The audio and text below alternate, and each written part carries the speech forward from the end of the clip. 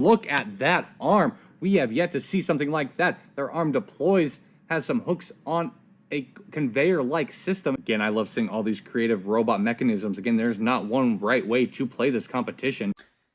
So, you may be wondering what that was all about. Hello everybody, my name is Matthew, and today on BrainSTEMs, we'll be talking about my experience in the VEX IQ Robotics Challenge, as well as some tips and tricks to help you improve your game. As you can see, I got my robotics shirt on, so without further ado, let's get started. So first off, what even is the VEX IQ Robotics Challenge? The VEX IQ Robotics Challenge is a robotics competition where you and your team members have to design, build, drive, program, test, everything you do with a robot basically, and try and earn the most amount of points you can in a challenge. These robots are made out of plastic snap-together pieces and are really easy and fun to use. The challenges vary from year to year and are almost completely different.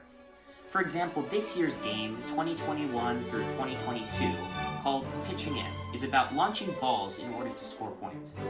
Whereas last year's game, 2020 through 2021 game, called Rise Above, was about picking up large game objects called risers and moving them around.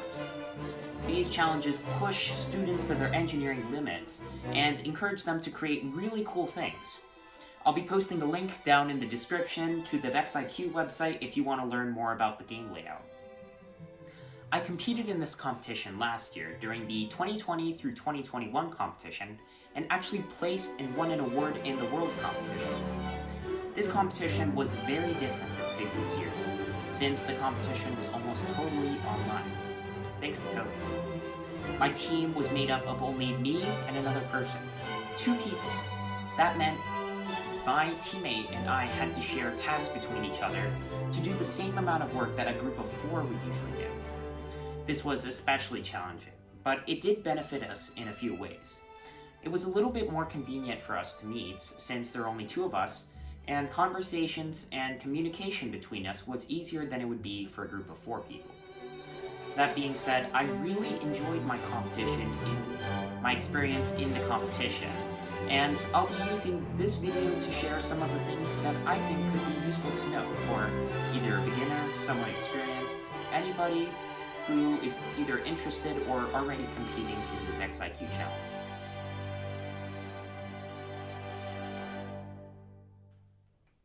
The engineering design process is very important, not just in this competition, but in any engineering related thing. To start, you start by identifying the problem or the goal. You ask yourself, what is it that I need to accomplish? Identify the challenges and the obstacles of the game. Then you brainstorm ideas to achieve these goals. What robot mechanism could help me score points faster and easier? Compare and contrast different ideas. Afterwards, you want to build and test your idea. Always try to find ways to improve your robot. The engineering design process is just a guideline to help make your process a lot more efficient. Also, following the engineering design process looks really good in your engineering notebook. More on that later.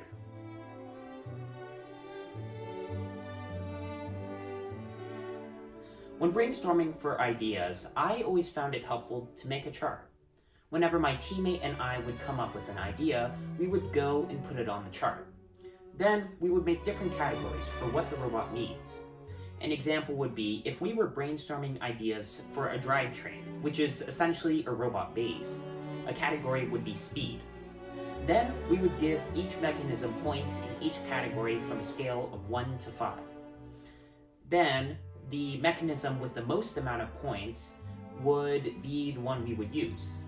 I know that sounded a little bit confusing, so here's an example of a chart that me and my teammate did.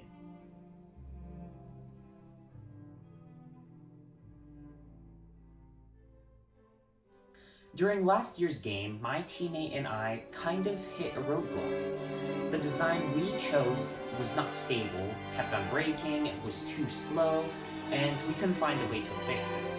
So I decided to head over to my computer and look online for inspiration. Instead of finding a way to improve our robot, I found a video of a totally different robot design, which I thought was really cool. And me and my teammate actually ended up trying to replicate the design. It was a success, and we made almost double the amount of points we were making before. Remember, don't be afraid to look online for inspiration. You can find and learn a lot from looking online for solutions and ways to better your own robot.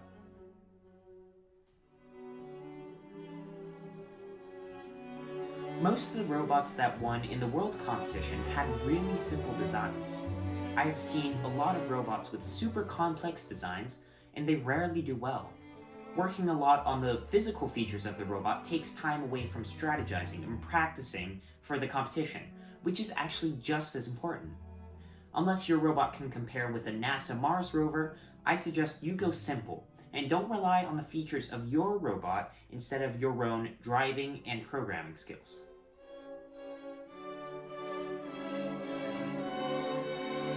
The VEX IQ Challenge asks for everybody competing to write in their engineering notebook. The engineering notebook is where you detail everything that happened to you in the competition, from start to finish. What you did in practices, how you came up with the design for your robot, how you did in competitions, everything you have done over the course of the competition.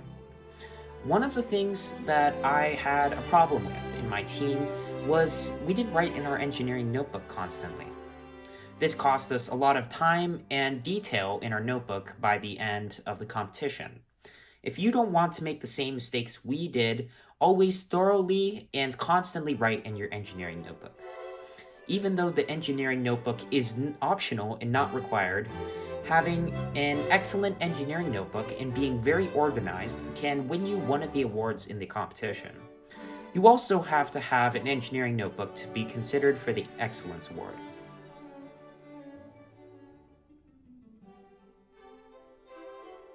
Dividing tasks and time management is essential to the competition. Always try to divide tasks with your teammates.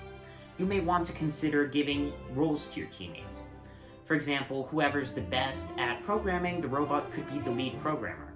Whoever's the best at driving could be the main driver, etc. Also, make sure you make the most out of your time.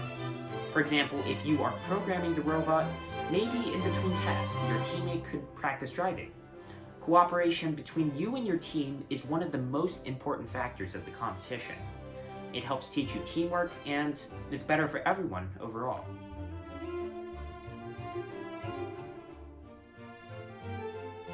One of the things that gave me and my teammate success in the past was always looking for ways to improve our robot. Once, after a competition, me and my partner were thinking about ways how we could improve our robot. We just scored the highest amount of points we've ever scored, and yet we were still looking for ways to score even more. We found out that we were able to make the robot just a little bit faster, and after doing so, we tried it out and found out we were able to make double the number of points we made earlier in that day during the competition. The lesson here is to always look and see what you can improve, even if you are satisfied with your robot.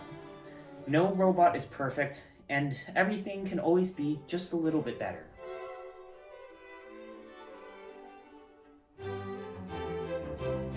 Remember, this is a friendly competition where the goal is to have fun. This competition is here just to test your engineering skills and creativity, and no one should be overly stressed about it. No matter how you do, just remember to have fun and do your best. I also recommend taking part in some of the other challenges that the competition offers. Last year, me and my teammate created a presentation about safety sensors in cars. We ended up being a finalist in this challenge, and the winners of the challenge get an automatic ticket to the world competition. VEX IQ also offers some other challenges, like photography, game animation, as well as a CAD engineering challenge, where the winners automatically go to Worlds. And finally, remember that the most important thing in this competition is to be creative and to have fun. This is a friendly competition, and being in this competition is educational and great for people with a passion in engineering and robotics.